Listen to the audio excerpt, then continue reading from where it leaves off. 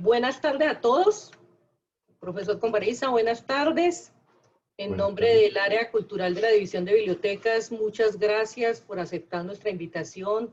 a esta importante conferencia que hace parte del ciclo de conferencias sobre neurociencias que viene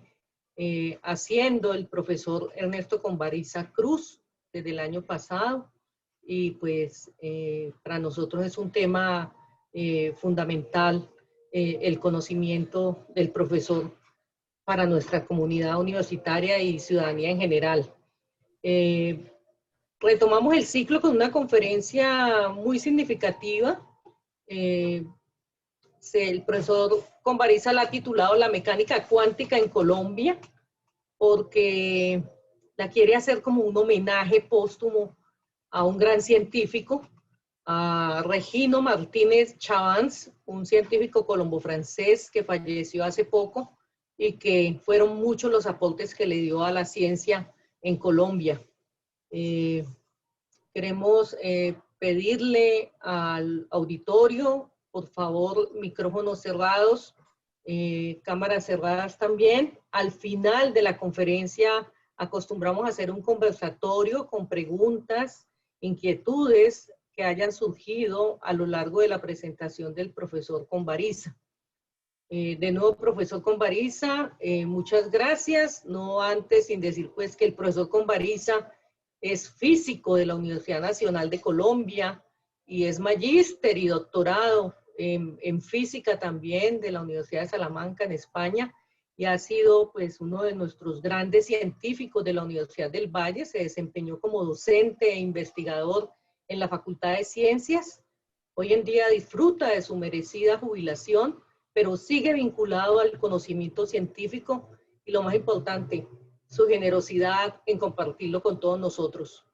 Muchas gracias, profesor Conbariza. Le cedo la palabra. Le pido a Diana, por favor, que esta conferencia, una vez termine, la coloquemos de nuevo en el canal YouTube, donde la pueden consultar posteriormente las personas que quieran repetirla o sacar algún fragmento de la conferencia. A todos muchas gracias y tiene usted la palabra, profesor Conbariza. Muchas gracias, Ruby, muchas gracias a la biblioteca y muchas gracias a ustedes por asistir. Pues para mí es muy grato y pues un honor compartir con ustedes esto, y más tratándose de un homenaje a Regino Martínez Chavans, un gran amigo y muy conocido entre el mundo académico colombiano. Él, como muchos de quienes se ven conectados, conocieron a Regino, pero pues a partir de, pues de la primera transparencia empiezo a comentar sobre la vida de Regino y eh, pues su trabajo y estudios y su vida dedicada al conocimiento, y pues a proporcionarnos pues toda su capacidad y potencial, que pues muy generosamente nos dejó en su trasegar por estas tierras. Y bueno, ya víctima del COVID hace más o menos 8 días, pues nos ha dejado su legado y sus conocimientos, y quisiera retomar algunas de las ideas en torno fundamentalmente a la mecánica cuántica. Pues realmente Regino, en sus trabajos que hizo, buena parte, si pudiéramos decir un buen porcentaje, más de la mitad, se lo dedicó sobre todo a la teoría general de la relatividad, a la teoría de la relatividad, pero él era un físico de partículas que estudió en París, pues en cierta forma como esa generación que tratamos de mirar aquí en Colombia, de personas que en esta temática pues prácticamente a mitad del siglo XX fue apareciendo en el país. Bueno, realmente el tema de la mecánica cuántica es un tema un tanto exótico, y pues máxime que aparece como una especie de forma muy contraintuitiva, muy distinta a lo que pues nos podía haber proporcionado la mecánica clásica newtoniana o mismo la teoría de la relatividad, pues que más o menos corresponde a lo que nosotros podemos visualizar sensorialmente. Regino, como digo yo, el Gabo de la física, o el físico galo-costeño, pues hizo su doctorado en París y pues también sus estudios de pregrado. Regino nació, como vemos ahí la fecha, 1940, eh, pues prácticamente él es casi que de la segunda mitad del siglo XX, más o menos en el año 40 en el año 58, haciendo uno los cálculos, pues mediante una beca que consiguió, él es de San Jacinto Bolívar. Eh, pues viajó a París y como en, como en sus, digamos que en su formación que le tocó que hacer toda esta parte, de aprender el idioma y como él decía un poco para, digamos, para aprender el francés, había que pensar como francés, pero él nunca abandonó su condición de colombiano y especialmente de costeño. Realmente San Jacinto Bolívar es una región que pues, mm, pues uno sabe un poquito por los gaiteros de San Jacinto quizá, pero hay muchas otras cosas respecto a esta región del Caribe, un poco típica y a veces hasta pintoresca. Pues uno, a veces cuando hablábamos con Regino, yo le comentaba de la particularidad que tendría la mecánica cuántica en Colombia, utilizando muchas de las cosas que él a veces en forma, pues en su aspecto más humano y en la relación interpersonal, siempre lo acompañaba una jocosidad y un chiste sutil e inteligente que prácticamente combinaba una forma muy simple de ver las cosas con temas sumamente complejos. Pero lo que más llama la atención de Regino fue esas preguntas que prácticamente nos podemos, digamos que, esas inquietudes que en cierta forma decían, bueno, ¿y por qué nuestra historia? ¿Por qué nuestra forma de haber desarrollado, pues como la mayoría de los pueblos de Latinoamérica, haber desarrollado esta parte del conocimiento científico? Eh, realmente digamos, el vínculo después de haber estado él en París y haberse conectado pues con ese mundo académico bastante, digamos, distante del nuestro. Él una vez termina y con una formación académica de doctorado en partículas elementales que como en las entrevistas que se le hicieron y uno las encuentra en internet, pues se viene a Colombia y hace lo que realmente pues digamos, la gente que con un grado de conciencia y una postura ética retorna a su país a formar generaciones. Entonces, comentando nosotros con esas bromas, porque realmente en su periodo ya de diciembre del año pasado, a, pues al mes en febrero, donde eh, empecé a no tener comunicación con Regino, hablábamos un poco y ahora mencionaré de que estuvimos hablando sobre todo en diciembre. Había pasado por una serie de episodios, pues una enfermedad muy larga, eh, fueron una secuencia de eventos en los cuales él hacía bromas, ¿no? Mandaba un correo que decía, desde el menos acá, porque estuve en el más allá varias oportunidades, varias veces, pero finalmente estoy con ustedes y manda un disco respecto, una grabación, perdón, digo disco porque me refiero como a la época de los acetatos, manda una grabación del trío Matamoros, El Paralítico. Pues había sufrido un episodio de Ilian Barré que lo dejó bastante lesionado y estuvo prácticamente imposibilitado desde el punto de vista de su motricidad. Eh, y pues nos compartía de manera muy, digamos, muy jocosa esas experiencias tan críticas.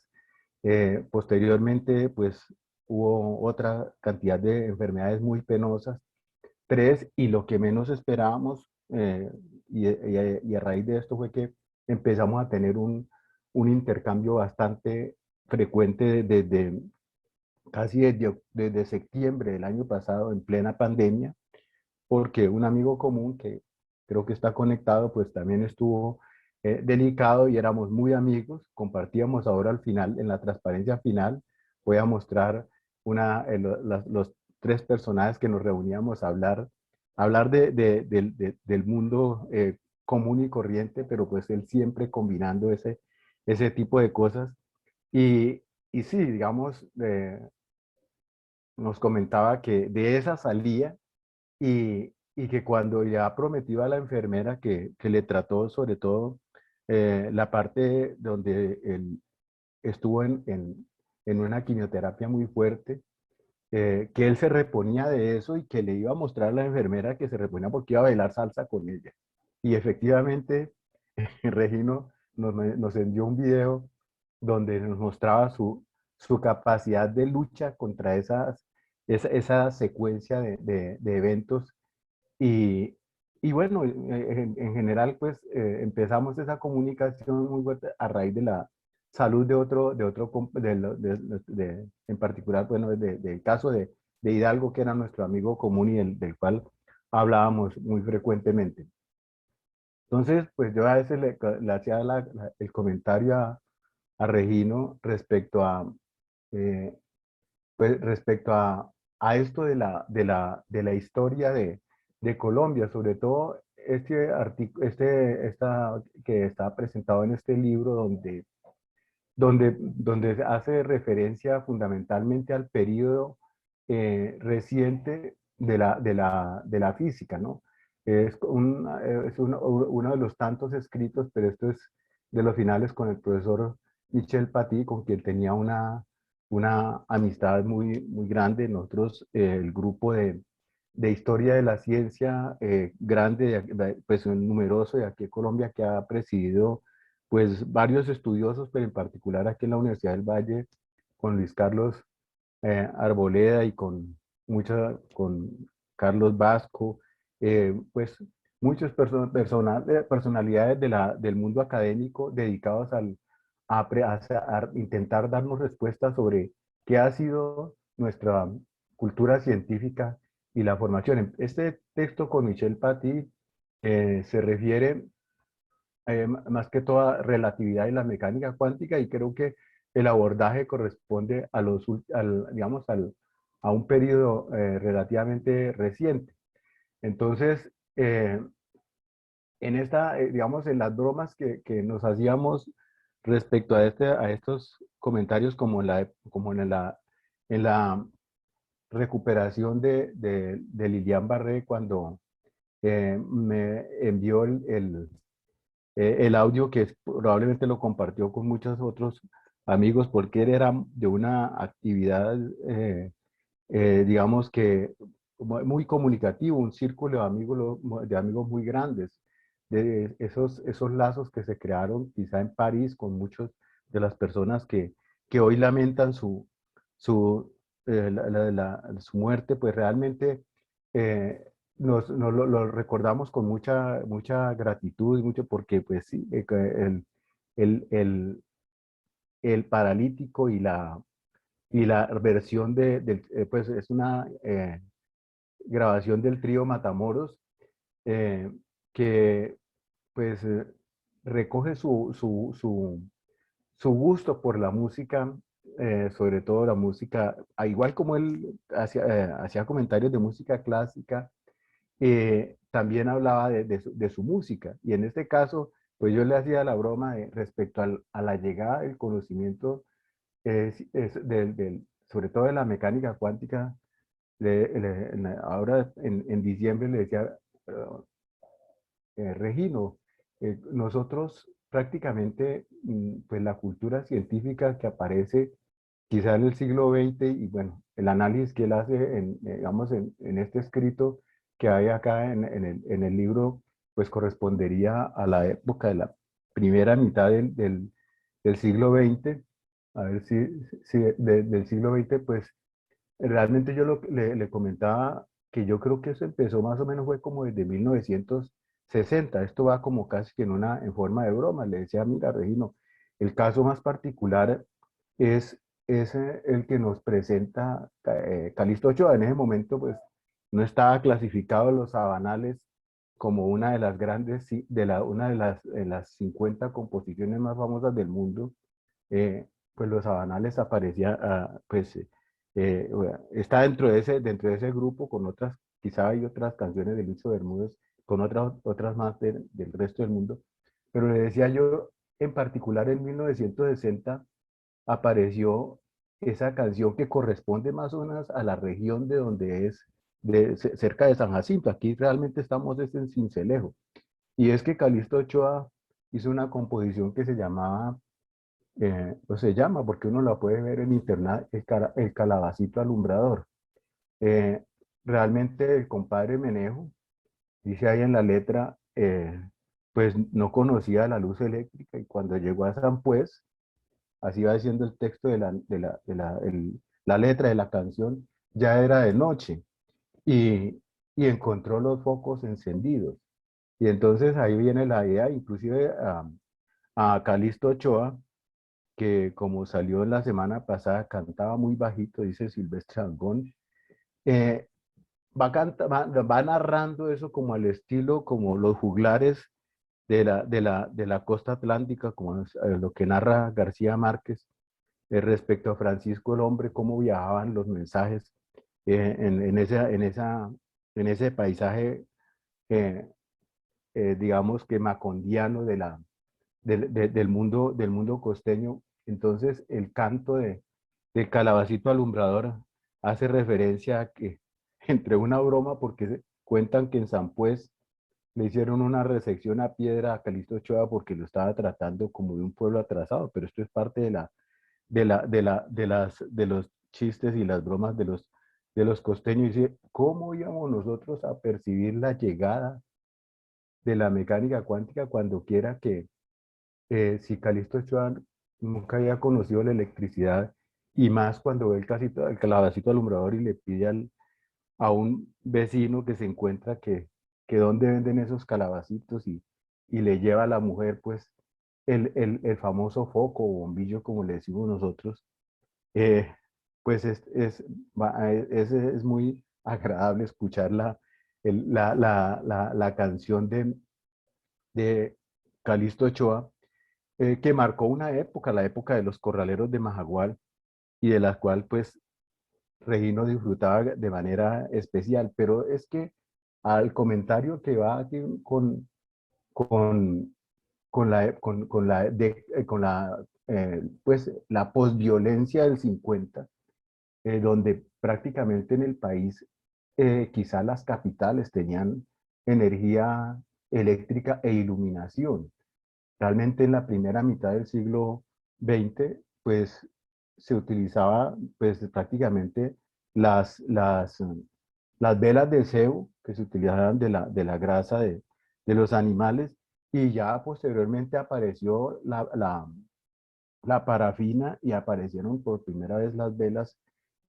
pero ya digamos que esto de lo que sucede ahí de lo que narra Calixto, eso es muy diciente, porque si vamos a ver desde el punto de vista del surgimiento de la mecánica cuántica, la submecánica cuántica aparece un poco, yo diría, no, sin ánimo de exagerar, después de que Tomás Alva Edison convierte la fuente de luz que eran las velas, que era el gas en Europa, que finalmente se convierte en algo que desde la época del descubrimiento del fuego desde 100.000 años atrás, de repente en 1879 se construye un dispositivo que no utiliza la combustión y que produce luz artificial. Y la verdad es que antes de eso, desde 1860 hasta 1890, pues habían, digamos, la pirotecnia, que era una práctica también casi que milenaria desde los chinos, cuando el descubrimiento de la pólvora, pues los químicos se pegaron de la observación de la luz amarilla, del sodio, de la luz roja, del potasio, etcétera, para finalmente hacerla como una especie de registro de química analítica de la segunda mitad, después de la época en la cual se descubre la electroquímica de Faraday y Davy, que fue el maestro de Faraday. Pues ahí se descubrieron todos los elementos de la tabla periódica que se construyeron prácticamente gracias a esa tecnología de la electrólisis, pero ya cuando se empieza a surgir la química orgánica, pues obviamente para hacer electrólisis con orgánico no era posible. Aquí aparece que Bunsen, Kirchhoff y estos crean la forma de estudiar la materia utilizando prácticamente eso que Jung le enseñó a la gente. Mire lo que hizo Newton con el prisma 200 años atrás, es una forma de encontrar esa emanación de luz que producen los cuerpos calientes en combustión y que producen una huella característica que me permite completar esa tabla periódica, porque aparecen que todos los otros elementos que no son químicamente activos, o sea, los de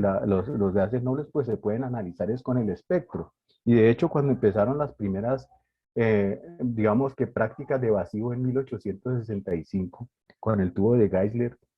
y los tubos al vacío que dieron origen al descubrimiento del electrón, pues que a Tomás Alva Edison de repente lograra producir con electricidad, en este caso con electricidad continua, que es toda una descripción desde el punto de vista de la pelea con Tesla posteriormente entre la corriente alterna y la corriente continua. Pero ese descubrimiento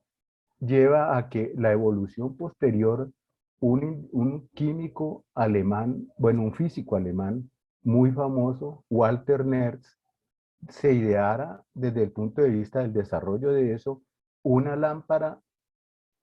un bombillo que utilizaba de pronto o un gas inerte o simplemente un filamento de circonio que prácticamente no le pasaba lo que le pasaba al filamento de Edison, que era de carbón, para producir una alta resistencia y generar la iluminación.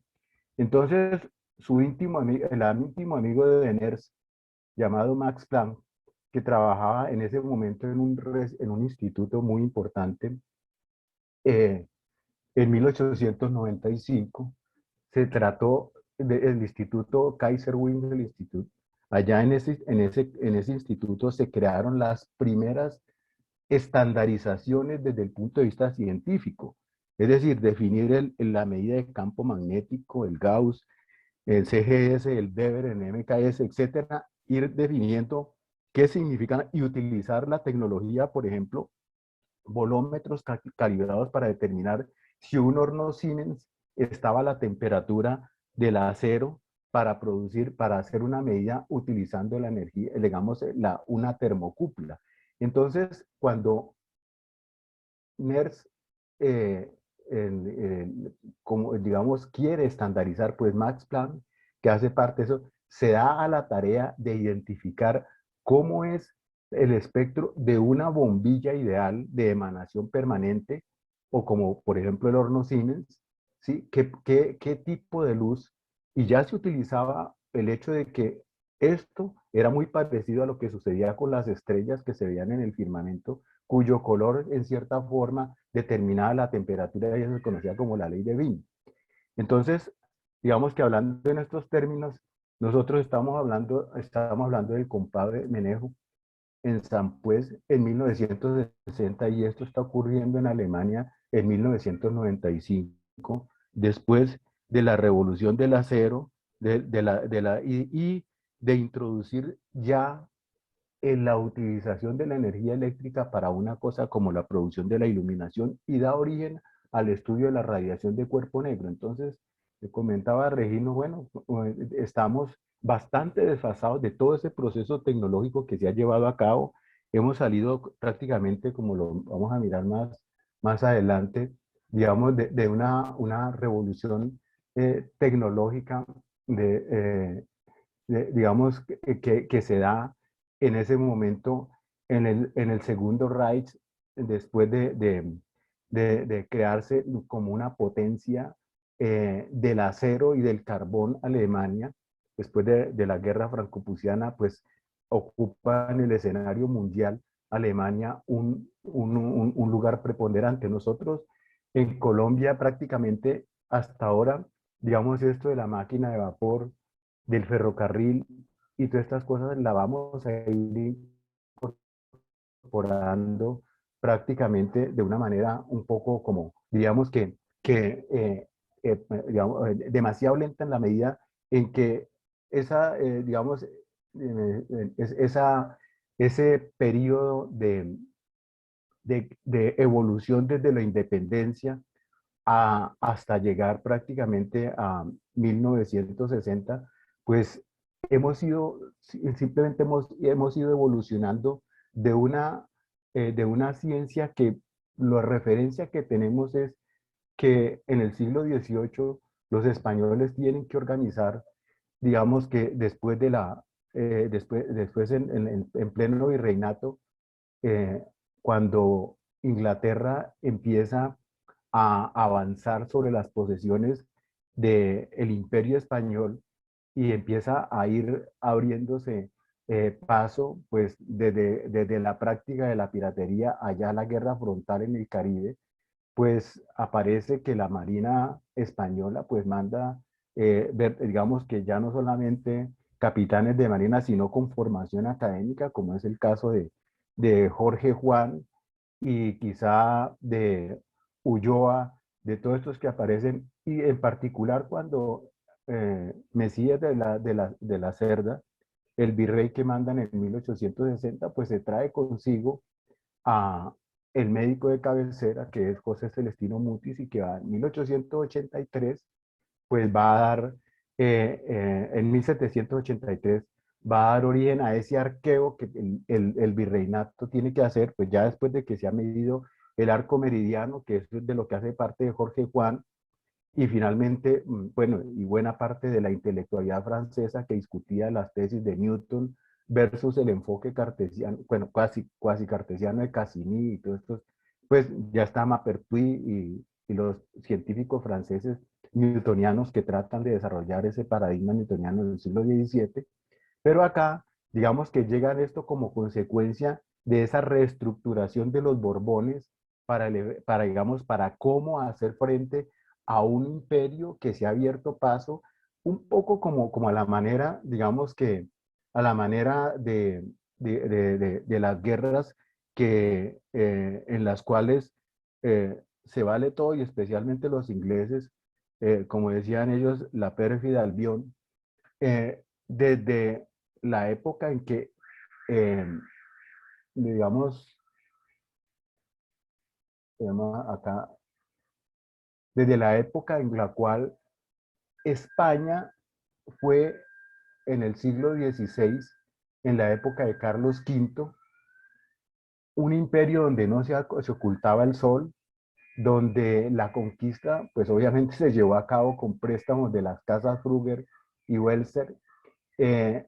pues necesitaban administrar cosas que estaban en el extremo izquierdo de esta parte, que es en las Filipinas, en el primer meridiano, hasta llegar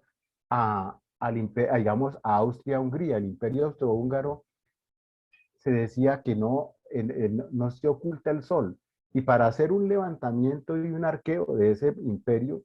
España tuvo en 1510 a 1540 en Amberes, mejor dicho, en Flandes, en esa época que el imperio austrohúngaro incluía todas las regiones que llegó a raíz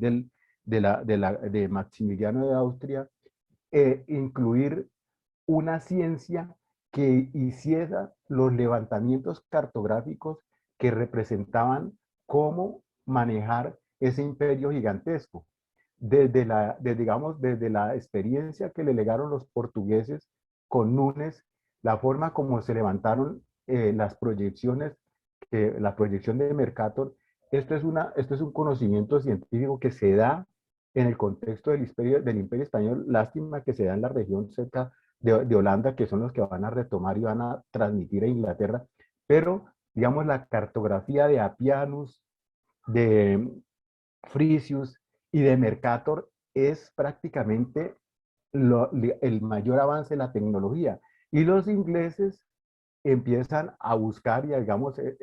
este tipo de estudio de cómo es la proyección, ¿sí? Que, digamos, en el Renacimiento se ha conocido esta forma que está ahí representada en la pintura, que ahora se traduce en medidas soportadas en las mediciones astronómicas de la prostaféresis, de todo esto que en cierta forma los astrónomos van a dar como condición para producir la revolución científico-técnica, porque vamos a ver que el segundo Mercator Kramers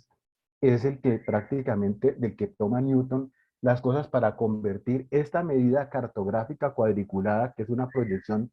cilíndrica de la esfera, que convierte lo curvo en lo rectilíneo, es lo que en el fondo va a dar origen a la noción del logaritmo. Y eso todo se da en parte en el Imperio Español, pero luego es Amberes y luego son la Escuela de Bélgica la que lentamente va a dar, digamos, va a dar como conclusión que la astronomía,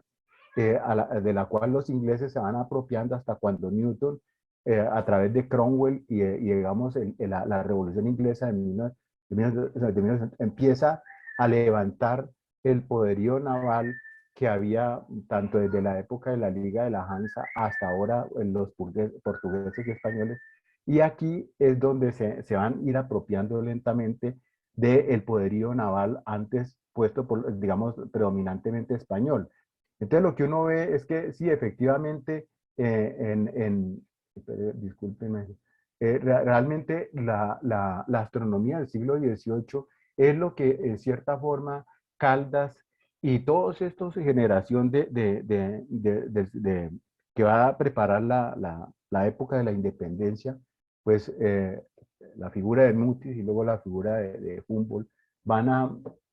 digamos que a, a generar digamos, un tipo de ciencia que va a tener que ver un poco con esa operación de arqueo y que consumada la independencia a mediados del siglo XIX, después, digamos, de la Guerra de los Supremos, donde más o menos está reacomodándose bolivarianos y santandereanos en dos tendencias que van a estar representadas en cómo la tradición colonial española, que mantenía la estructura del Estado de alcabalas y de impuestos y de una protección de tipo paternal, que significaba digamos, ese espíritu casi que feudal que tenía, que tuvo la conquista, con ribetes de un mercantilismo que pues requería de una combinación de esas dos formas de producción tan extrañas, pero que digamos que toda esa generación que se inspiró un poco en la Revolución Francesa y luego en las versiones tanto en la época de la restauración de Francia como en la manifestación del Segundo Imperio, aparece esa ciencia, digamos, aparece ese nuevo imperialismo de tipo tanto de Napoleón III como la forma como Alemania se unificó y aparece el segundo Reich, e Inglaterra se consolida en el predominio marítimo del mundo después de salir de Estados Unidos para la posesión en China, y que va a ser, digamos que, eh, centrada fundamentalmente, de nuevo retornar al Mediterráneo con la apertura del Canal de Suez. En el contexto, digamos, de esa circunstancia, Colombia se debate entre dos posiciones que son los que quedaba del vestigio bolivariano, que hace que en 1950, eh, como consecuencia de la definitiva liberación de los esclavos, que se necesita dado que en ese momento las doctrinas del liberalismo manchesteriano, herederos de los santanderistas, propenden por una libertad de comercio que tumbe toda la tradición anterior que se refería a la estructura del Estado, digamos, casi que colonial, de impuestos y de tributos y de tributación, de una economía muy cerrada a el liberalismo económico que está inspirado fundamentalmente en ese secretario tardío de Santander que después de Florentino González y de Vicente Azuero y todos estos que estaban inspirados por el liberalismo económico que surgió como consecuencia de la proyección de Inglaterra hacia Oriente, hacia China. Aquí los adalides de ese libro de comercio del laissez-faire o el libre de dejar hacer y dejar pasar, se contraponía a la protección que se ofrecía, por ejemplo, los resguardos indígenas que tenía en cierta forma los terrenos ejidales y todas estas cosas que venían de la colonia, donde la liberación de la economía, de todas estas aparentes, digamos, todas estas trabas, pues contraponía primero el movimiento indigenista, que prácticamente casi que agónico, versus la aparición de la liberación de los esclavos, hizo una composición de clases que finalmente con un artesanado naciente en Bogotá dio origen a una segunda revolución política que fue la revolución de José María Melo de 1954, donde la burguesía comercial representada por Murillo Toro de origen, digamos, de inspiración santanderista versus digamos que no tanto como querían llamarlo, como una especie de bonapartismo bolivariano que prácticamente representaba los intereses de artesanos, esclavos libertos, indios y el naciente, digamos, artesanado proletarizado por esta nueva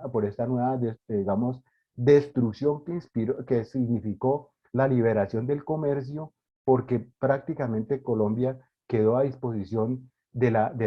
doctrinas de la del libre comercio, que acabó con una incipiente pequeña industria que se podía generar, pero pues que es el curso de las leyes de la economía y que prácticamente fue el primer asomo de revolución de tipo, en lo que finalmente maduró y se consagró el proyecto bolivariano de una independencia resquebrajada a la Gran Colombia y impuestos los intereses prácticamente de esta nueva burguesía comercial, pues fue realmente una guerra en donde efectivamente hubo un gobierno de campesinos,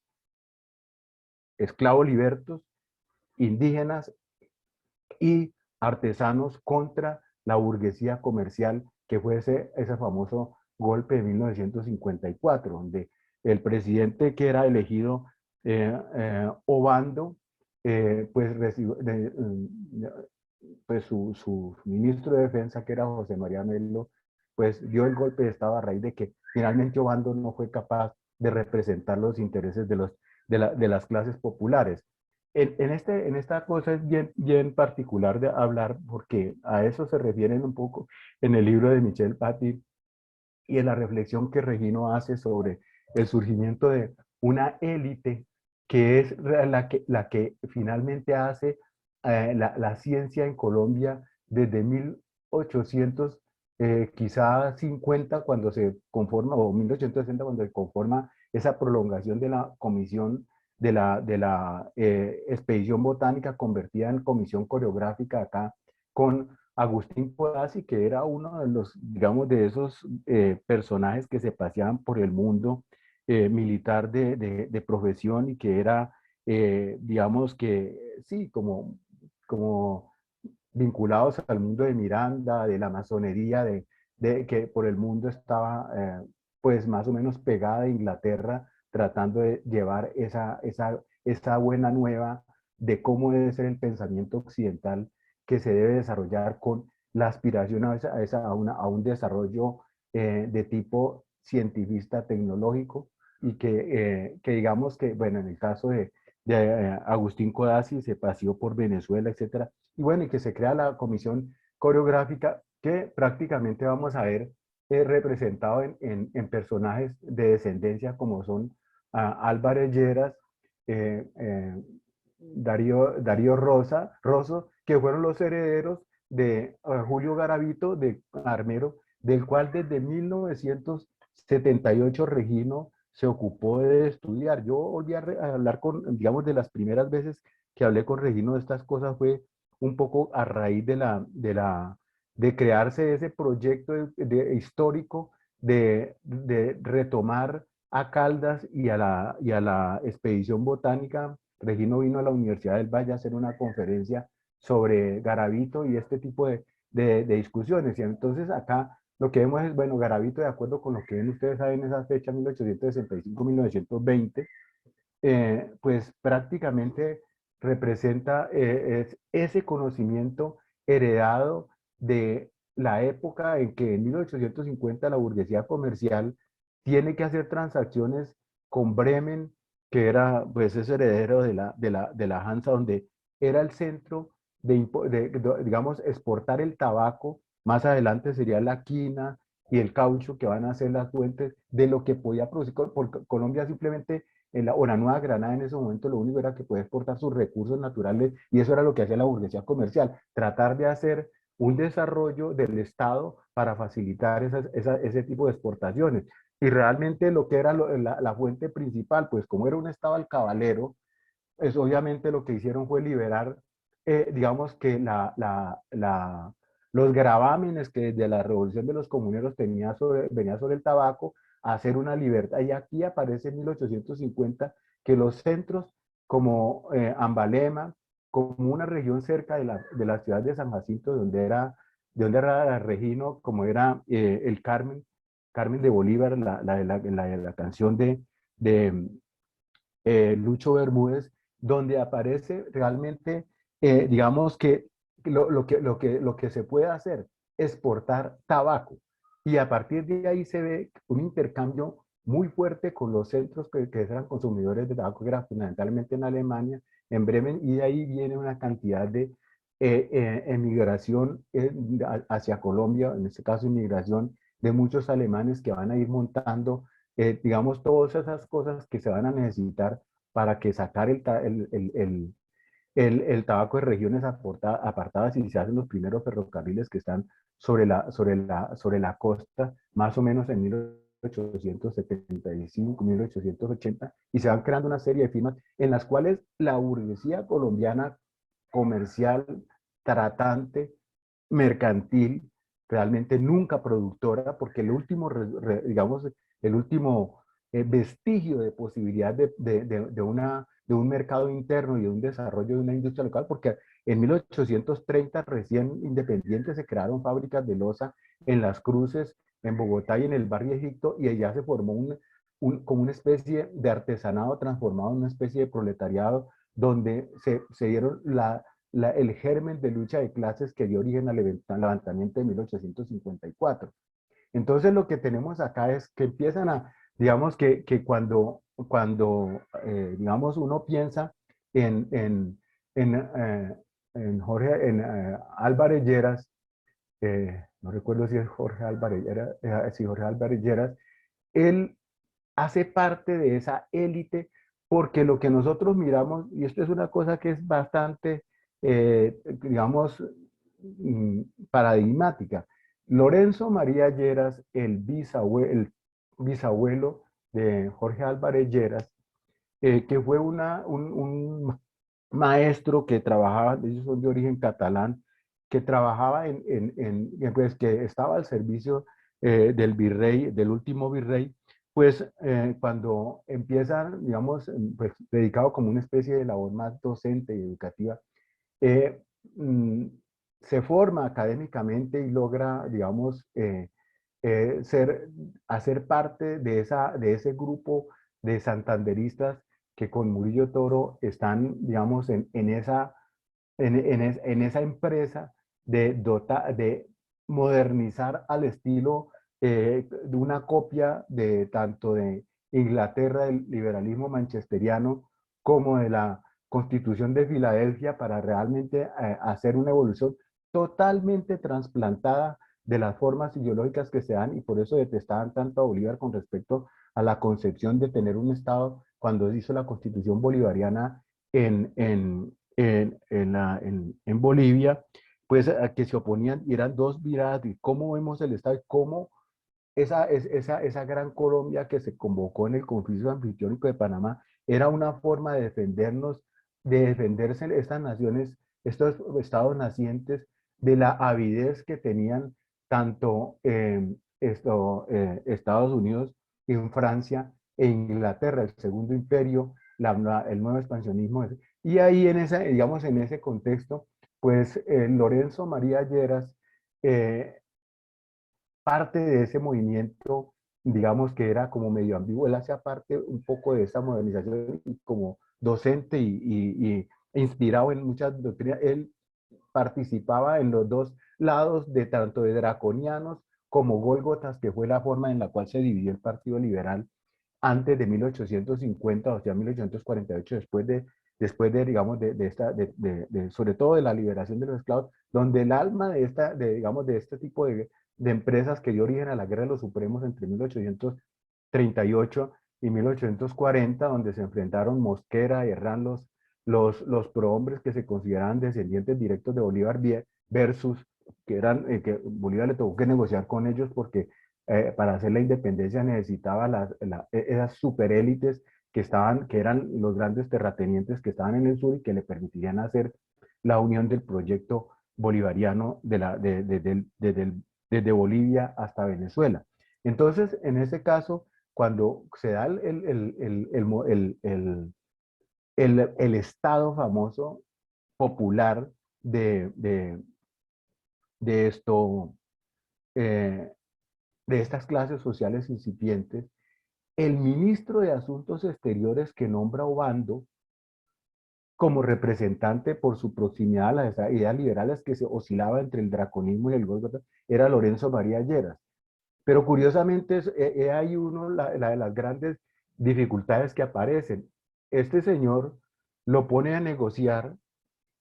Obando con las fronteras y delimitaciones de Colombia, porque ya después de Jorge Juan y llegar nosotros al estado que tenemos, que está en 1850, después de la fragmentación del proyecto de la Gran Colombia, pues empiezan a haber los líos de fronteras.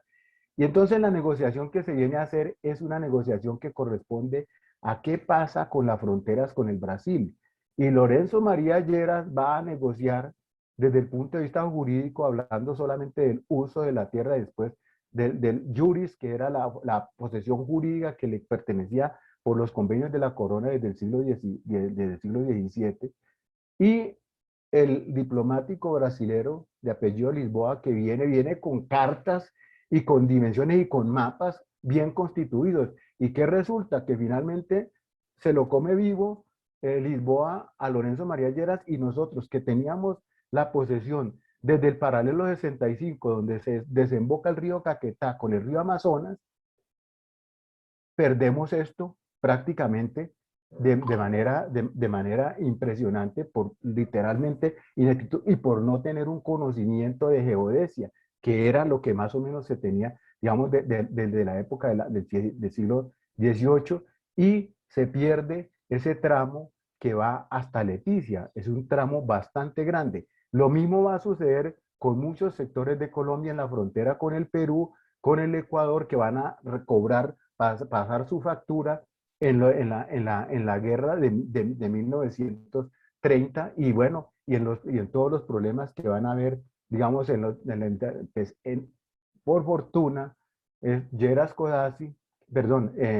Agustín Codazzi, que empieza a hacer los levantamientos a petición de la comisión coreográfica creada por Mosquera,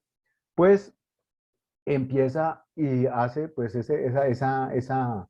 ese levantamiento que él empezó primero a petición de Páez haciendo la frontera colombo-venezolana. Fíjense que esto es producto de la fragmentación del gran proyecto bolivariano que empiezan a suceder esto. Entonces, cuando se traslada por alguna circunstancia Codazzi, bueno, de aquí resulta que Codazzi se casa con una de las Triana, que es de este miembro de la expedición botánica de apellido Triana, muy famoso, en la contemporáneo de Caldas, y allí crece el vínculo entre los Codazzi, los Triana, y bueno, ahí tenemos esa historia de la cual se ha ocupado bastante bien todos estos estudiosos colombianos de la desarrollo, Manuel Ancisa, a empezar a aprender realmente eh, geodesia y la matemática correspondiente a esto ya con más elementos del desarrollo. Ya, por ejemplo, se ha podido descubrir, ha dado cuenta, la gente conoce el famoso descubrimiento de Neptuno a partir de utilizar no ya solamente la observación astronómica, sino el cálculo que se hace, digamos, con teoría de perturbaciones, hasta llegar, por ejemplo, a enfocar un telescopio hacia la posible ubicación en el caso de Leverrier y Adams, que hacen esto en 1940 y algo, 42. Entonces tenemos que esto que va a pasar después de esta maduración de las condiciones de Colombia. Colombia sigue siendo un país entre alcabalero y comerciante, tratante, porque realmente los alemanes y los ingleses se vienen y ponen sus casas comerciales y acá la gente solamente hace el trabajo de extraerlo desde los diferentes lugares donde están los recursos naturales y ponerlos en los centros, en los puertos fundamentales, desde Ambalema hasta llegar a, a Barranquilla, que fue lo que crea la arteria de navegación del río Magdalena, y luego los sucesivos ferrocarriles, y quizá lo único que vemos del vapor en Colombia va a ser prácticamente la revolución de la revolución industrial, solamente damos el ferrocarril, y esto porque es el interés comercial que hay desde ese punto de vista. Entonces, realmente pues digamos que hasta la historia del calabacito alumbrador, pues realmente nosotros vamos a tener solamente las primeras plantas hidráulicas, quizá después del siglo XIX, a comienzos del siglo XX, quizá, digamos, fundir en las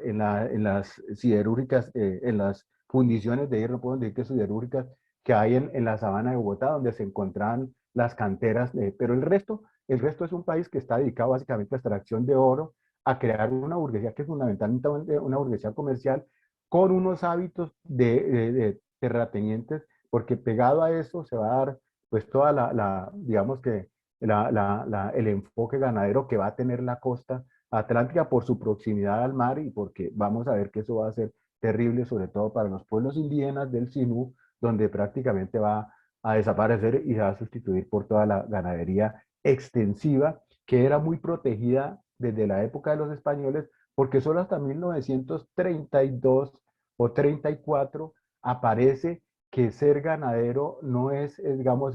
no es un lujo, que ser agricultor es también importante. Realmente la agricultura era prácticamente de pan coger, de pan comer, o sea, no era una cosa que... Bueno, entonces, realmente el desarrollo tecnológico de Colombia, pues uno ve que en la época quizá de 1900, cuando se hacen los primeros tranvías y cuando, pues, ¿qué era lo que se tenían? Carruajes y todo esto.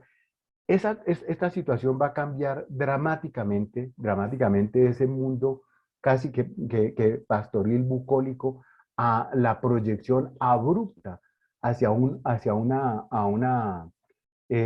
un proceso, digamos, de urbanización grande de Colombia en las ciudades como Medellín, Cali, bueno, Barranquilla fue muy grande de tiempo atrás, Bogotá en esa expansión, pues es ese proceso a la brava que introduce desde 1946 prácticamente que es un desplazamiento masivo de la ciudad al campo que se hace prácticamente de manera fundamentalmente violenta. Hay muchas cosas y aspectos que uno salta acá, pero de alguna manera uno lo que ve es que prácticamente el desarrollo de una universidad, antes tenía una transparencia aquí sobre la Universidad Nacional cuando se construye en las afueras de Bogotá, donde actualmente es el campus, pues de esa época, afortunadamente fue la época de la Revolución en Marcha de López Pumarejo, se moderniza un poco la educación en Colombia y es cuando la gente deja de ser, digamos que lo que tenemos acá, médicos, eh, pues porque se requería, digamos, sacerdotes, eh, mm, abogados y poetas, que pues uno, el ejemplo más paradigmático de todos es el caso de cómo Marco Fidel Suárez, que es un poeta consumado y que digamos que un escritor, pero desde el punto de vista de las negociaciones, pues lo encontramos prácticamente haciendo las concesiones más terribles sobre el petróleo de la concesión Barco y la concesión Mares, en la cual la Shell y la Standard Oil prácticamente se reparten los terrenos todos periféricos. La United Fruit Company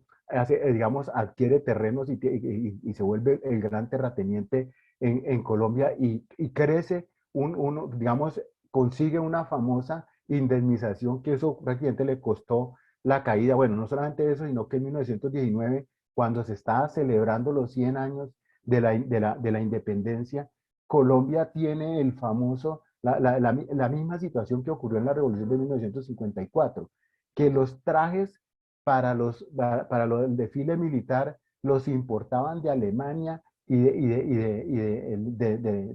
los húsares austríacos y alemanes, cuando crea que los sastres aquí prácticamente podían hacer ese tipo de cosas. Y en 1919, cuando hay una protesta de sastres que van hasta Palacio, ocurre una masacre terrible donde el ejército le dispara a los protestantes que están a las puertas del palacio de Marco Fidel Suárez. Fue ese espantoso acontecimiento de represión a la protesta de los sastres lo que empieza a marcar el decaimiento de la presidencia de Marco Fidel Suárez y bueno, y luego viene la negociación y el proceso de indemnización por el Canal de Panamá. ¿Qué ocurre? Que cuando lo sucede Pedro Donel Ospina, aparece esa famosa medida de que empieza la danza de los millones, empiezan a construirse ferrocarriles al amaño de todas las personas por donde quería que les pasara el ferrocarril, no con una racionalidad pertinente, digamos, sí, se construyen todas las cosas entre Pedro Donel Ospina como presidente y Laureano Gómez como ministro de desarrollo, lo de minas, lo que correspondía más o menos en esa época a, a obras públicas, llamada exactamente. Entonces eso da como origen pues prácticamente la aparición de un incipiente desarrollo de vías y todas estas cosas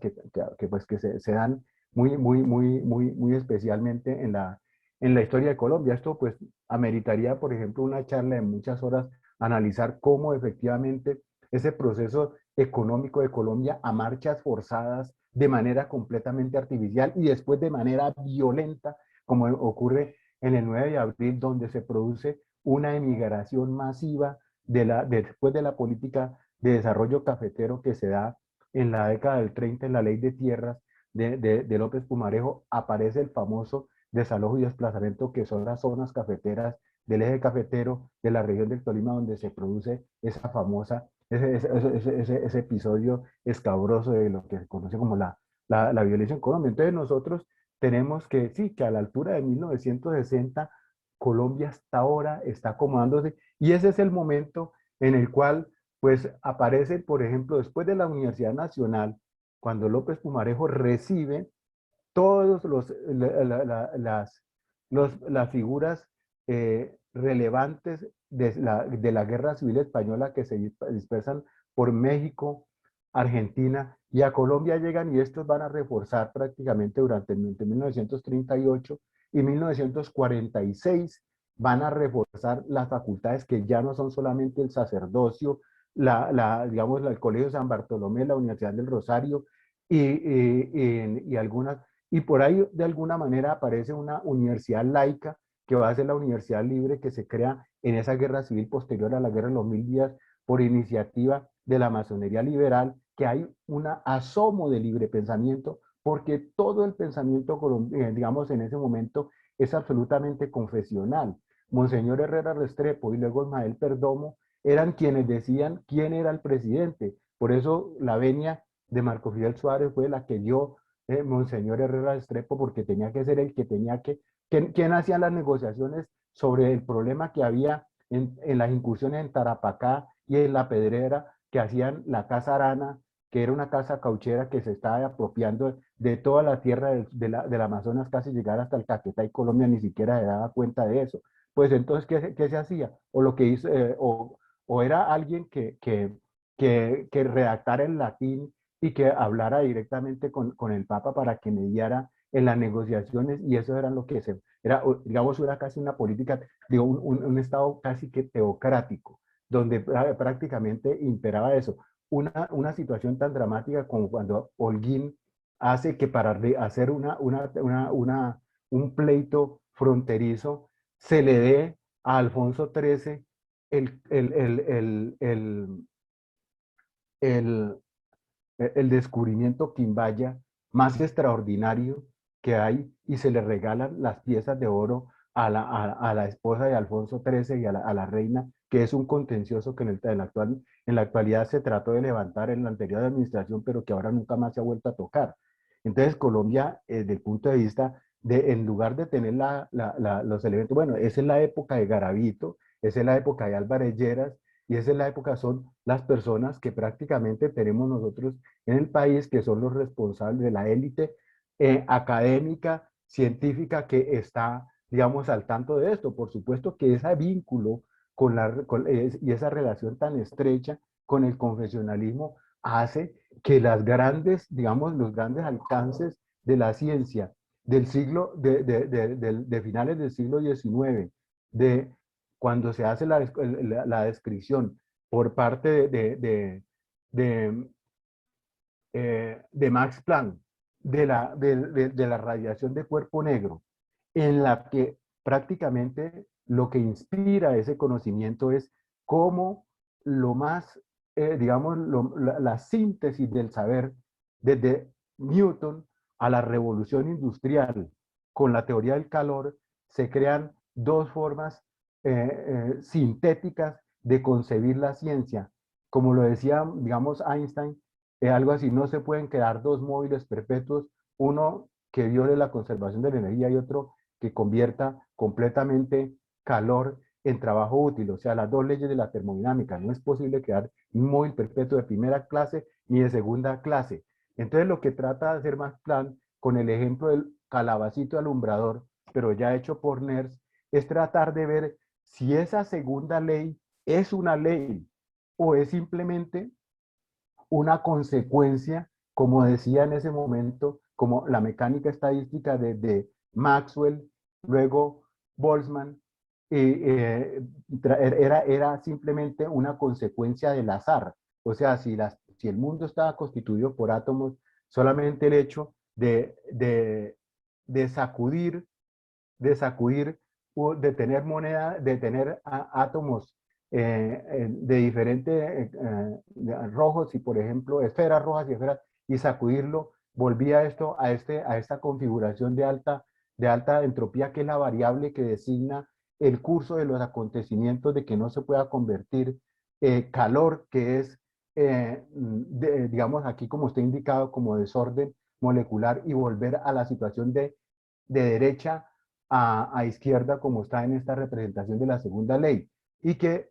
caracterizado por una variable física que se llama la entropía, correspondería a eso de que la entropía tiene que ser un máximo, porque realmente mediría la tendencia a ese segundo. Nosotros teníamos la primera ley, aquí lo he escrito un poco como a la manera, digamos, como aparecería ya con el aporte de la teoría de la relatividad, y la otra ley que aparecería sería que esas dos cosas serían, digamos, aquí está la descripción de efectivamente cómo describir lo que corresponde a la vela, corresponde a ese extremo a partir del centro, bueno, a partir del rojo hacia la izquierda. Ese calor era el calor que venía desde la época, desde la época del descubrimiento del fuego.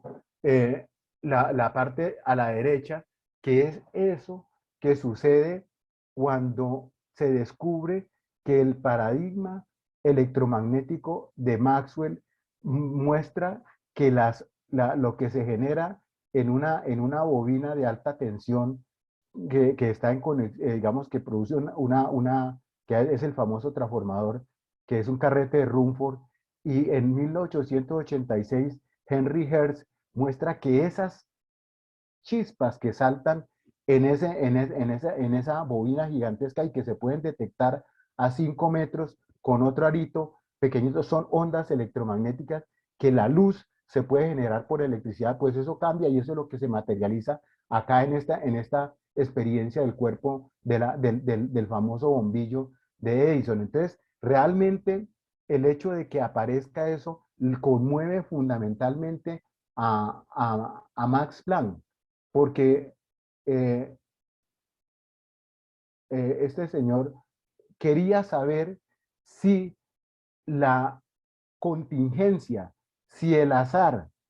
si las colisiones de muchas partículas, si sacudir dos esferas que son a la izquierda rojas y a la izquierda negra en un recipiente era la fuente de la segunda ley de la termodinámica. Le parecía que eso era muy subjetivo, que no era una ley objetiva como sí lo era la primera ley de la termodinámica. No se puede crear ni destruir nada, en particular aquí la energía. ¿Acaso esa otra segunda ley,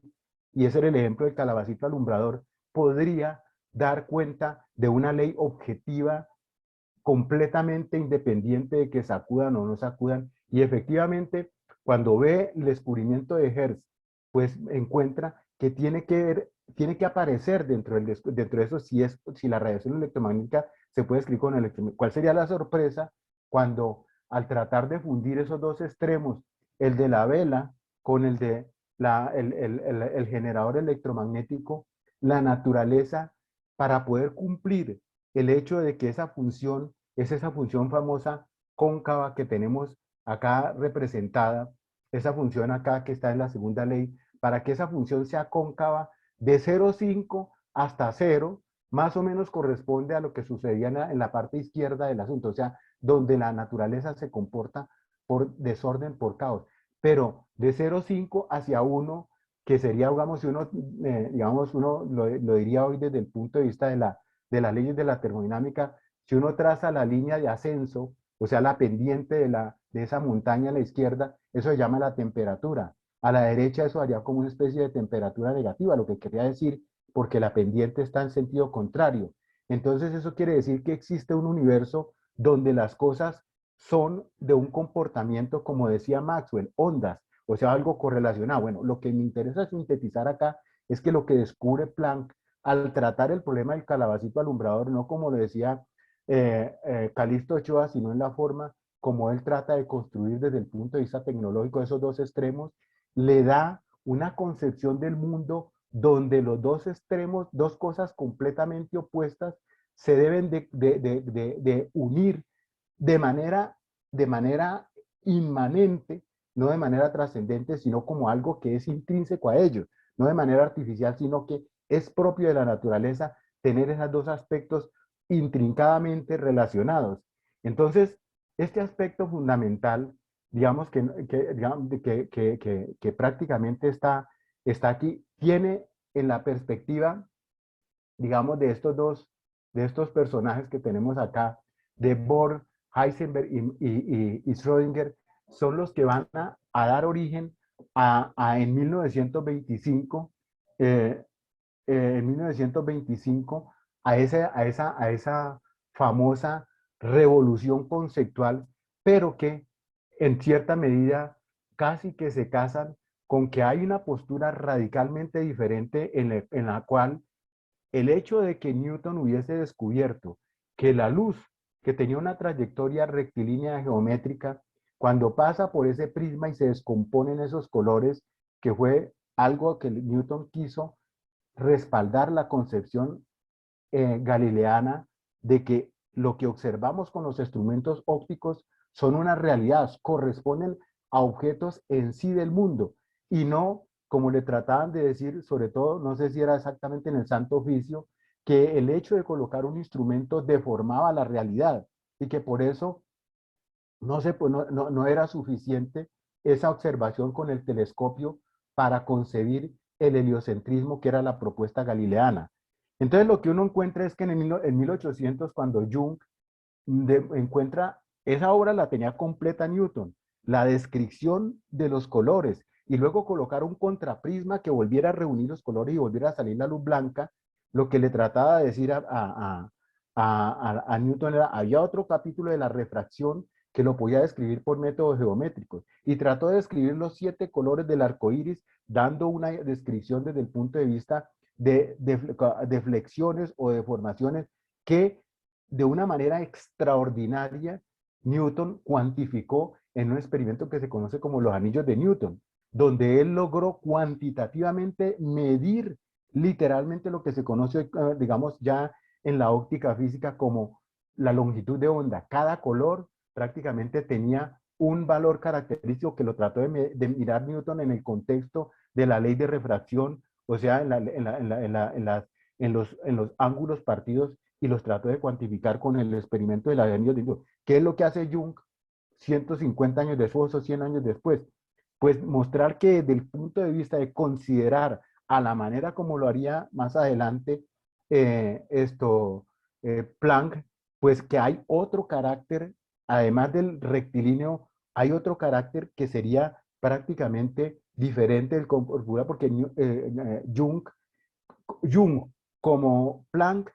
tenían una formación artística y ambos eran músicos y estudiaban composición. En el caso de Jung, prácticamente lo que tiene es que era un médico que trataba de identificar que efectivamente la contracción del cristalino determinaba de alguna manera el quiebre y la refracción. Él estudió de manera contundente la analogía entre ondas mecánicas y luz,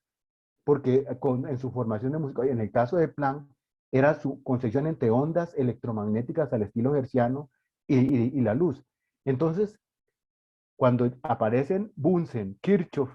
y los que miden los espectros emitidos por luz, se basan en la experiencia ya depurada de un sucesor de Jung, Thomas Jung, Fresnel, que consideran que esto es una recuperación del rival que era de Newton, Christian Huygens, que consideraba que el fenómeno de la luz era un fenómeno también ondulatorio, pero aquí lo que están apareciendo son los dos aspectos que son parte del mismo fenómeno, no son cosas que están una ontológicamente separada de la otra y después revuelta, sino que es intrínseco a la naturaleza de la luz. Aquí en este caso lo va a dar en el contexto del descubrimiento de Edison y de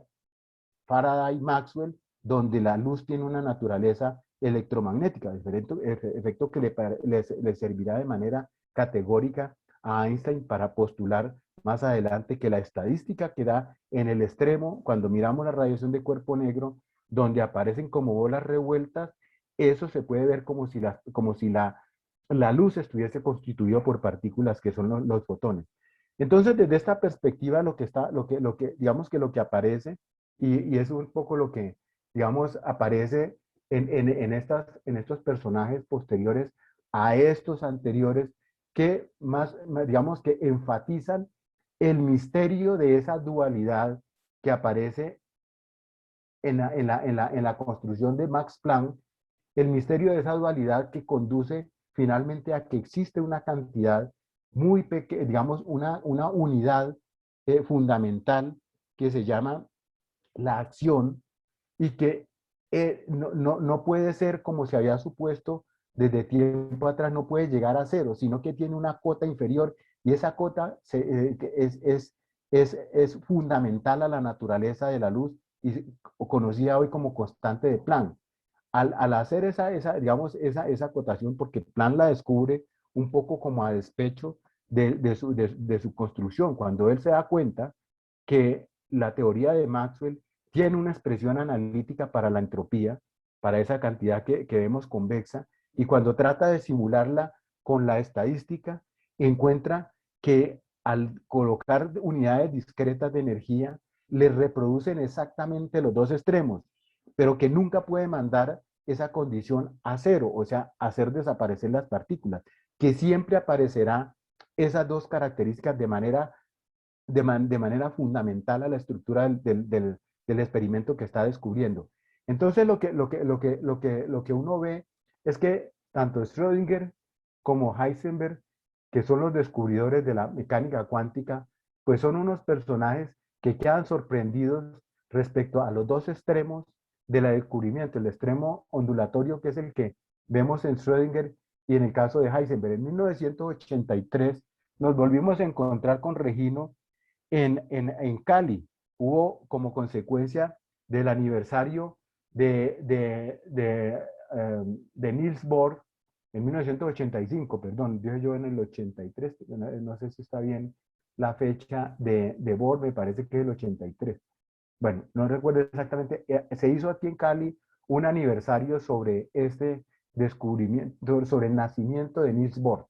Y ahí volvimos a encontrarnos con Regino. Regino realmente en esa oportunidad se reunió, digamos, eso fue organizado en la época en que estaba Álvaro Campo Cabal de decano, y el organizador de esto fue Álvaro Perea. Se invitó a los especialistas en el tema, y por la Universidad de Antioquia vino Regino, digamos, por la Universidad Nacional vino Villaveses, Alicia de Mesa y sus estudiantes, y para darle un toque como especial, invitaron a Joaquín Vallejo Arbeláez. Obviamente, en una de las conferencias de inauguración fue de un personaje que entrevistó Regino Martínez, que fue Ángel Zapata, un profesor del cual el auditorio donde hacíamos estas conferencias por la parte de la biblioteca lleva su nombre. Ángel Zapata Ceballos es un ingeniero químico nacido en Amalfi, Antioquia, que obviamente con ese raigambre de la zona aurífera de Colombia, pues obviamente debería, después de conocer el mercurio, el cianuro y todos los procesos, pues su destino sería ser ingeniero químico. Pues en 1945 al 48, cuando estudiaba ingeniería química, pues le tocó que estudiar el enlace químico y se encontró con que tenía que saber mecánica cuántica, y entrando casi que de manera autodidacta con los libros que se disponían en ese momento en la Universidad de Antioquia, realmente hizo su primer curso de mecánica cuántica para esa época de Antioquia. Entonces, ya. Chao. Ya. Estoy hablando, Gaspar, estoy hablando. Chao.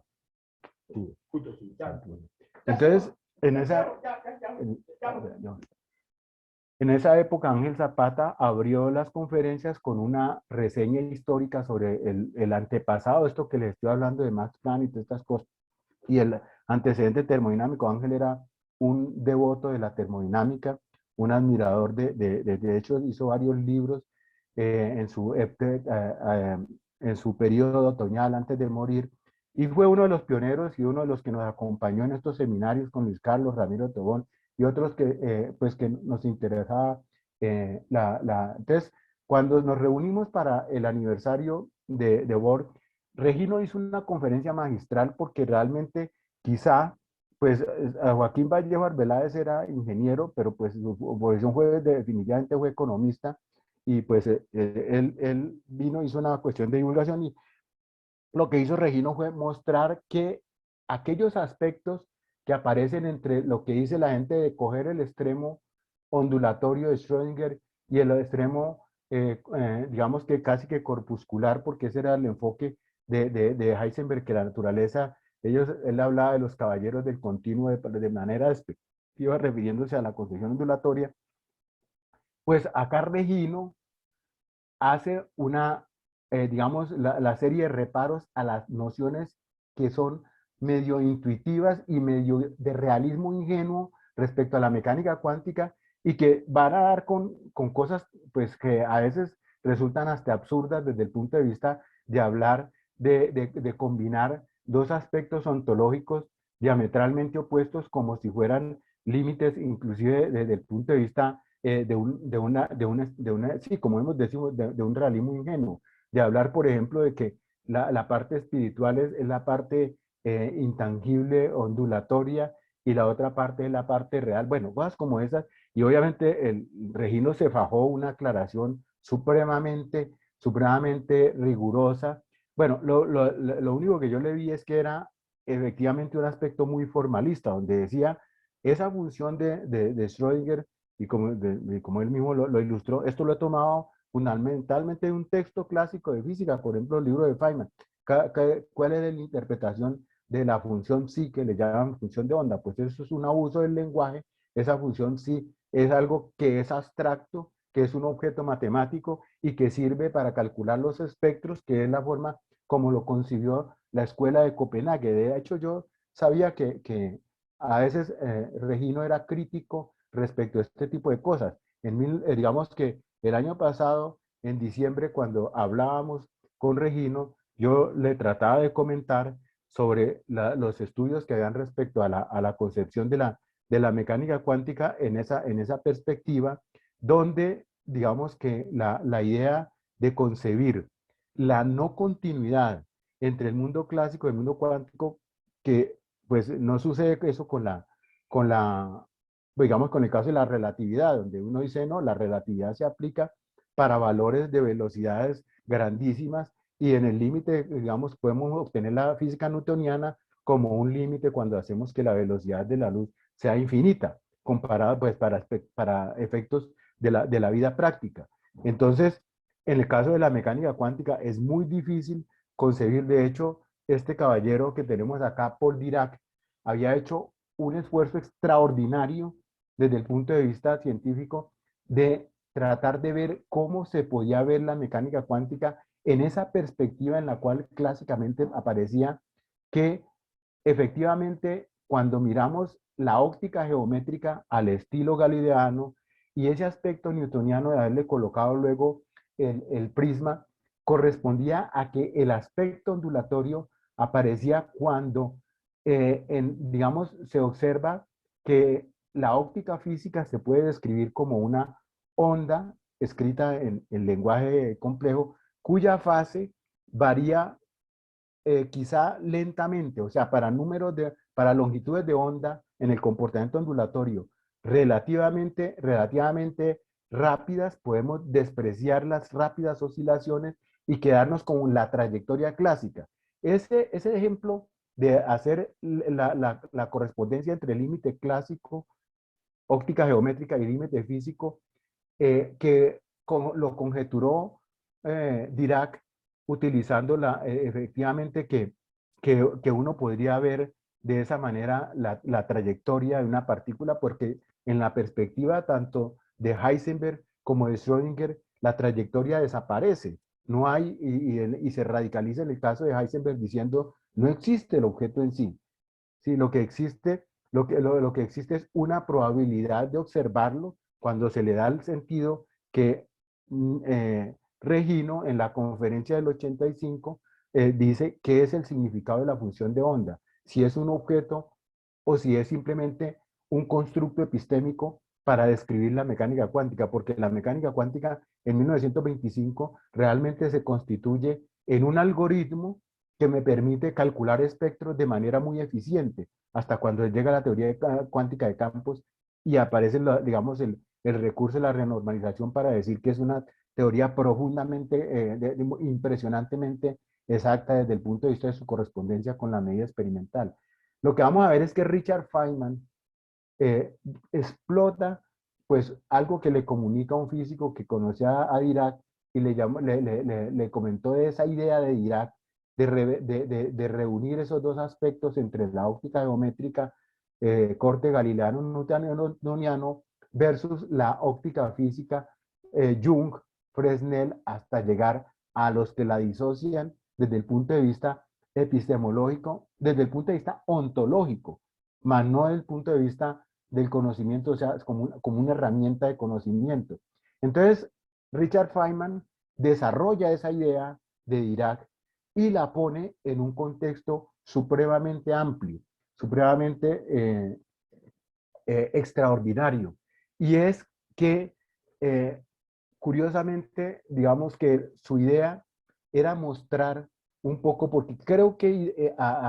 esta parte viene heredada un poco de Newton, perdón, de Einstein, que creyó ver en el movimiento browniano, que era uno de los descubrimientos ontológicos, una de las propuestas ontológicas de Einstein, que es la teoría de la radiación, de la especial de la relatividad, más el movimiento browniano, más el efecto fotoeléctrico, eran tres experimentos, tres artículos que Einstein hace para mostrar el carácter ontológico del fotón, para decir que eso es una partícula, que efectivamente tiene que las leyes de Maxwell son leyes de grano duro, o sea, vistas a lo lejos, vistas, digamos, sin poder de resolución, pero cuando nos acercamos más con un microscopio potente, lo que vemos son átomos, es decir, en cierta manera, átomos de luz que serían los que más adelante llaman fotones. Entonces, Einstein desarrolla la idea un poco que está en algunos físicos de decir que esas trayectorias que desarrollan las partículas vistas al microscopio para describir que los átomos que aparecen cuando hace la observación en un microscopio del polen y ver ese movimiento azaroso que se llama movimiento browniano, que es producto de las colisiones de los átomos que no se ven porque el microscopio no me permite ver eso, son más pequeños que los virus.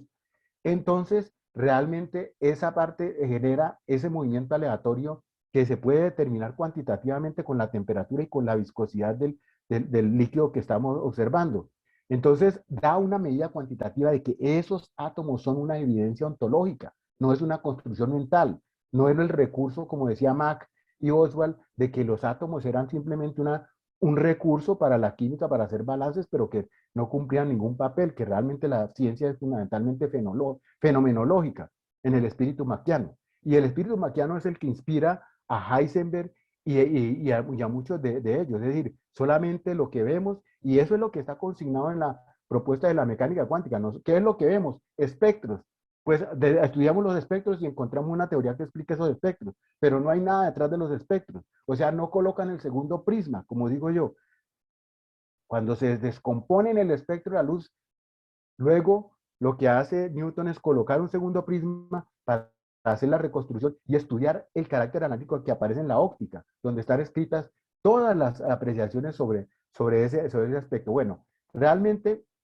la propuesta de Feynman es que esas trayectorias que son completamente aleatorias se podrían ver como si de alguna manera representaran todas las opciones posibles que hay, reuniendo esta idea de que la trayectoria se puede escribir como la amplitud de probabilidad. Entonces, él trata de ver el principio de mínima acción como una especie de que si hay una acción mínima, quiere decir que tienen cabida una cantidad de opciones que no se ven al ojo por ese umbral de percepción que prácticamente aparecería desde el punto de vista subjetivo, el no ver el mundo cuando nosotros, por ejemplo, dirigimos la mirada en el día a ver los astros, pues realmente no ve las estrellas en el día, pero si los ve de noche, y es porque hay un umbral de percepción. Entonces aquí el H aparecería como una especie de umbral en el cual démosle cabida ontológica a la existencia de todas esas trayectorias posibles y podemos ver que ese comportamiento ondulatorio es prácticamente una forma de describir todas esas múltiples opciones que el algoritmo de la mecánica cuántica me da como amplitudes de probabilidad. Entonces, desde ese punto de vista, el carácter ontológico lo recupera Feynman. Feynman no deja de ser un poco, digamos, desde su perspectiva positivista, pero bueno, realmente allí en ese encuentro del 85 lo discute bastante bien Regino. De hecho, fue impresionante la forma como la... Después, en 1992, como consecuencia de una tesis que se hizo en la Universidad del Valle por parte del profesor Jairo Roldán para un estudiante que nombre Edgar, que no recuerdo cuál es su apellido, nos tocó hacer de jurados de dicha tesis a Regino y a mí. Y en esa tesis, pues yo estuve de jurado porque yo en mis estudios de doctorado había hecho en la Universidad Autónoma de Madrid una tesis sobre el funcional densidad. Y el funcional densidad yo siempre lo había visto como una posibilidad de articular la matriz densidad con el funcional densidad en la perspectiva de una concepción realista de la ciencia. Y desde ese punto de vista, siempre traté de desarrollar el funcional tratando de asimilar el potencial de Weizsäcker con el potencial cuántico de David Bohm, que es el que está aquí en la última representación. En esa tesis, este estudiante hizo una serie de medidas en las cuales me puedo remitir tanto a Heisenberg como a Schrödinger. Los dos trataron de ver si era posible que esa disociación onda-partícula que aparecería en el lenguaje de los físicos como que no existe un espacio de fases, sino un espacio realmente de configuración al estilo lagrangiano, si esa concepción no se podría ver reunida, como de hecho lo planteó John von Neumann cuando hizo la axiomatización de la mecánica cuántica. Y en ese caso utilizó la definición de matriz densidad para caracterizar ese hecho, porque era una aberración desde el punto de vista matemático para John von Neumann que los espacios de Hilbert, que son L cuadrado integrables y que son L2 medibles, ¿sí? Prácticamente las dos concepciones, tanto la de Heisenberg como la de Schrödinger, incluido la de Dirac, tenían un error conceptual desde el punto de vista de, en particular, considerar esas funciones como funciones, realmente eran distribuciones. Y la forma de mirar esos operadores en las álgebras C estrella que él describe, realmente sería mejor utilizar esa combinación. De hecho, Schrödinger, Heisenberg y luego Wigner, un cuñado de Dirac, es Dirac. Grupo de Dirac que corre, perdón, grupo de Heisenberg. Heisenberg, Wigner, en donde se reúne, por ejemplo, en el caso de Heisenberg-Wigner, se trata de ver que una teoría de probabilidades, utilizando la función de Wigner, da una representación muy realista de la descripción de la mecánica cuántica. Es decir, una realista, sino muy objetiva. El único bache que aparece es que aparecen probabilidades negativas, pero curiosamente donde aparecen las probabilidades negativas, que es una condición de la teoría de Kolmogorov, a priori de las probabilidades que debe ser un espacio muestral que llaman una sigma álgebra, tiene que ser positiva la probabilidad. Y obviamente aquí aparecen probabilidades negativas. Eso, obviamente que al considerar la amplitud al cuadrado, pues van a desaparecer los términos negativos y aparece una analogía probabilística de Max Born para interpretar la función de onda, que era lo que planteaba Regino en esa perspectiva. Entonces, tanto Schrödinger como Heisenberg presentaron un tipo de estados que cumplen con la relación mínimo del H, que es esa función tope que Planck descubrió. Si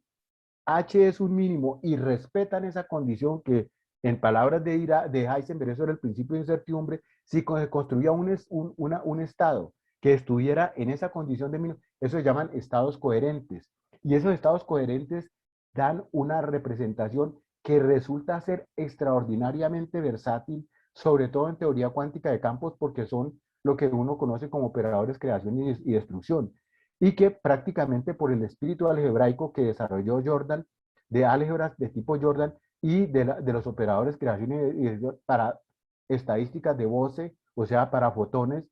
y estadística de Dirac para fermiones, pues obviamente se armó un berenjenal, como creo que deben de estar escuchando la gente, que este lenguaje aparece como muy intrincado, pero que efectivamente esos estados coherentes sí que están representados desde el punto de vista casi que práctico en la representación objetivista de la mecánica cuántica. Bueno, cuando nosotros hacemos de jurados de este señor, yo recuerdo muy bien que estamos compartiendo la idea de que el discurso de la cuántica para nada está cerrado, que la salida pragmática de la escuela de Copenhague desde 1900 es simplemente la salida maquiana de decir, mire, le dice Pauling a Heisenberg, eso de las trayectorias no existe, mire que Einstein acaba de hacer un artículo en 1917 sobre el caos cuántico y las trayectorias cerradas, que son las que se cuantizan con la constante de Planck, son las que eso no parta de eso, más bien mire el espectro, o sea, mire lo que Jung le ofreció y a eso adscríbale sí esas representaciones que Bohr sintetizó con la teoría de Planck para describir el átomo de hidrógeno, a qué corresponden. Y cuando se dan cuenta que eso representa arreglos de números que son matrices y que tienen la propiedad de no conmutatividad, pues nació ese boom, un mundo nuevo, un mundo que la no conmutatividad se hizo similar al principio de incertidumbre y entonces la incertidumbre y el discurso positivista que se había ido elaborando desde 1915 con la eugenesia y con la teoría de probabilidades, en las cuales el concepto de información aparecía como una medida de aquello que no se sabe qué es lo que es, pero que la probabilidad me puede dar una medida más o menos acerca. Entonces penetró el lenguaje de la física y apareció prácticamente como hoy en la información cuántica trata la gente de decir, ah, bueno, sí, eso sigue siendo información. No hablemos ahora de probabilidades, hablemos de información, que es una ley de la naturaleza. Lo que quiero decir acá en la síntesis de esta charla es que la información es la entropía común y corriente que tenemos. Y vista desde el punto de vista objetivo, esa relación de ver el espacio K o el espacio inverso o el espacio de espectros es simplemente una mirada parcial que aparece, digamos, cuando miramos un objeto en mecánica cuántica solamente desde una de las perspectivas. El objeto completo está. Y para eso, digamos, desde este punto de vista, como para ir redondeando un poco, porque se me está acabando un poco el tiempo, realmente, disculpen, para mirar esta parte, pues quería ante todo utilizar que hay una representación que no necesariamente es una base matemática como la que utilizó John von Neumann de la base de Hilbert para poder axiomatizar la mecánica cuántica. Hay una base que es más general que las bases cuadráticas que se utilizan porque desafortunadamente los problemas que tiene la mecánica cuántica con los infinitos que le aparecen se remiendan con la teoría del grupo de renormalización. Pero cuando yo utilizo la noción de estados coherentes que vislumbraron Schrödinger y que vislumbraron Heisenberg y la desarrollo para el caso de funciones que no sean tan problemáticas como los estados coherentes en el sentido de que no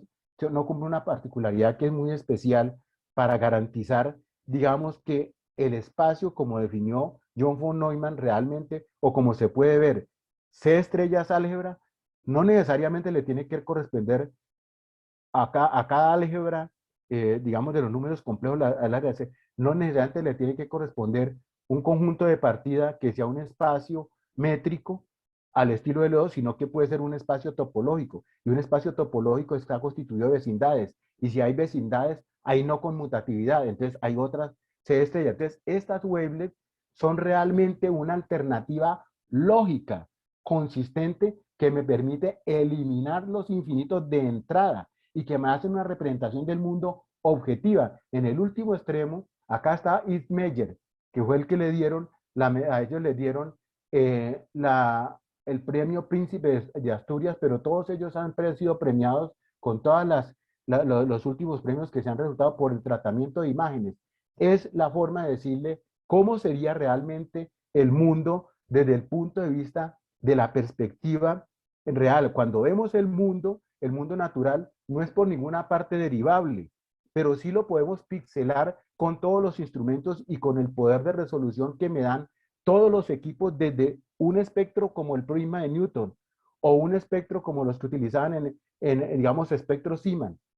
como hasta realmente construir el objeto como se hace en un equipo de resonancia magnética. Usted coloca a una persona dentro de un resonador y le hace una transformada de Fourier y está mirando los protones que tienen espines y que van procesando al colocar un campo magnético transversal que es una radiofrecuencia. Y usted hace una reconstrucción de ese mundo cuántico espectral, luego lo tiene que revertir y eso le dan las imágenes y le puede permitir ver desde el punto de vista práctico todos estos aspectos que son la mitad, pero que todas esas cartas superpuestas me dan una representación completa del objeto, como cuando se describe esto, no utilizando el producto cartesiano, sino una generalización del concepto de funciones que llama fibrado. En el caso, por ejemplo, de la lógica cuántica, cuando yo utilizo una categoría que tenga la particularidad de que sea una categoría cartesiana y que tiene un objeto inicial y todas las formas, todos los morfismos que tiene ese objeto y que proyecta corresponden a un objeto inicial o a un objeto final. Es decir, no pierdo la perspectiva ontológica y esa es la forma que realmente represento yo el mundo desde el punto de vista. Esto lo discutíamos en diciembre, lo hablábamos con Regino y en eso quedaron las discusiones porque yo recuerdo que ya le hablaba yo de esta descripción de la mecánica cuántica desde el punto de vista del análisis wavelet, pero no porque mucha gente ha hecho este tipo de cosas, pero no con las wavelets de Ingrid Dubečis, que me representan efectivamente ese ideario de tener una función de soporte compacto que me represente las cosas desde el punto de vista de que si yo veo el mundo pixelado, la manera como se comprime, que es la forma como está representado en este premio que se lo dieron a este señor que está al extremo derecho, que es Emmanuel Candés, donde ha permitido lograr llevar imágenes de resonancia magnética con la técnica de wavelet, en la cual se comprimen los datos de manera tan óptima que usted las puede transportar por una fibra óptica a cualquier parte del mundo en tiempo real. ¿Por qué? Porque lo que me dice es que la representación del mundo con la cuántica es una cosa absolutamente exitosa, pero me representa el objeto real, me representa el mundo tal cual. Y cuando yo lo analizo desde el punto de vista de las compresiones para ser transportadas, por ejemplo, en el caso de información óptima, en un código que es, por ejemplo, el JPG 2000, que es el que se utiliza en los códigos de transporte de información, pues eso se ha logrado gracias a que la tecnología wavelet descubre que ese pixelamiento del mundo, que es invariante de escala, que es un mundo complejo descrito con valores que cumplen una relación de todo a partes y que las ondas tienen el comportamiento, por ello llama wavelet, quiere decir que son ondas, onditas, o sea, tienen comportamiento de onda y partícula intrínseco y que ellas son funciones que me describen el mundo tal cual, pero con poderes de resolución cada vez más grandes. Entonces uno lo que puede ver es que, por ejemplo, el caso de Terence Tao hizo la demostración matemática de que efectivamente la dispersabilidad de los coeficientes de ese desarrollo parecía un desarrollo de Fourier, pero mucho más exitoso en el sentido de que garantizan la convergencia, cosa que no sucede con las bases de las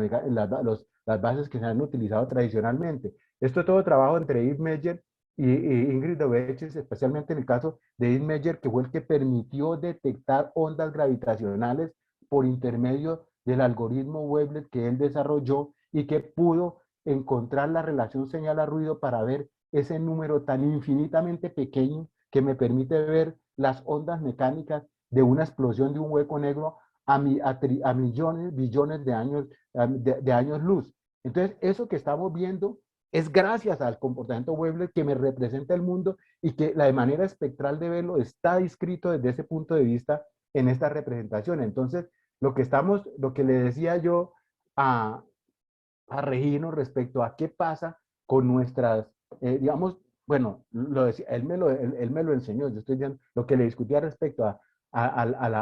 la representación en ondas, pues le hablaba de cómo, y él, de cómo nosotros hemos ido asimilando esa mecánica cuántica solamente prácticamente de los años 60. Acá estamos mirando, bueno, yo te quería comparar un poco con cómo se dio la mecánica cuántica en Latinoamérica y efectivamente hay cosas muy extraordinarias, estos que son prácticamente de Argentina, que es un sitio donde se desarrolló, recuerden ustedes que en la época de Perón se trató de hacer una física nuclear, digamos que en el Instituto Balseiro, durante la época de la dictadura, pero que después eso se volvió simplemente una fantasía pseudonazi, pero que finalmente, pues, antes de eso y después se hizo eso porque había un ambiente, digamos, por ejemplo, de Ramón Gaviola, de Guido Beck, que fueron, digamos, los que, aquí se me equivocó, este no corresponde a Ángel Zapata, se pasó el nombre a otro lado. Bueno, en todo caso, volviendo aquí al desarrollo de la ciencia, que también se da desde 1935 hasta la fecha en Argentina, Brasil, Chile, con diferentes nombres, ¿sí? Aquí en Colombia, pues, Regino hizo una inspección y aquí está, efectivamente está el nombre de Ángel Zapata, que bueno, les conté yo, hizo ese desarrollo incipiente para efectos del enlace químico en 1948. A mí me tocó ver con Guillermo Castillo Torres la mecánica cuántica por allá en el año 73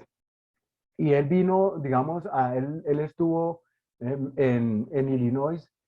haciendo un curso entre 1949 y 52, me parece, y allá yo recuerdo que el comentario que hacían todos los compañeros era que él había sido alumno de Einstein, pero después alguien le preguntó y dijo, no, pues yo